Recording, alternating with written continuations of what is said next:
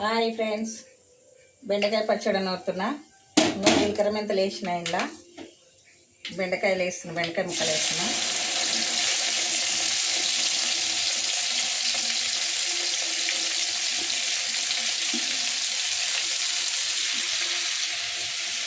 టమాటాలు వేస్తున్నా, కొంచెం చింతపండు కూడా వేస్తా. కారం పచ్చళ్ళకనే కొట్టి పెట్టిన, అంటే అన్నీ అందులో వేసి ధనియాలు అవన్నీ వేసి కొట్టిన. కొంచెం చింతపండు వేస్తున్నా, కొంచెం ఉప్పు వేస్తున్నా.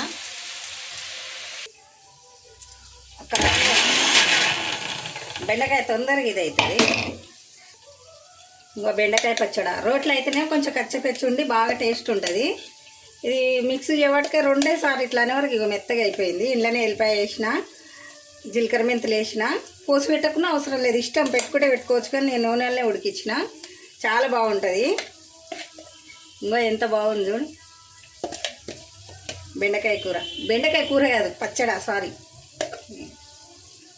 మీరు కూడా చేసుకోండి. పిల్లలకు పెడితే బెండకాయ ఏంపుడు చేసి కూర వండి పెడితే పిల్లలకు చదువుకోరు కదా, జ్ఞాపక శక్తి బాగా వస్తుంది. బెండకాయ కూర బాగా పెట్టాలి పిల్లలకు. బెండకాయ బజ్జీ కూడా చేస్తారు. పిల్లలకు బాగా పెట్టాలి, నూనెలు ఏం పెన్నా పెట్టాలి, తినకపోయినా కానీ పిల్లలకు. ఎందుకంటే జ్ఞాపక శక్తి బాగుంటుంది. బెండకాయ కూర బాగా పెట్టాలి పిల్లలకు, ఎదిగే పిల్లలకు. కూర వండి అయినా ఏంపుడు చేసి అయినా బజ్జీ చేసి అయినా ఇవ్వాలి, ఏదో ఒక రూపంగా ఇవ్వాలి. పిల్లలకు జ్ఞాపక శక్తి అనేది బాగుంటుంది.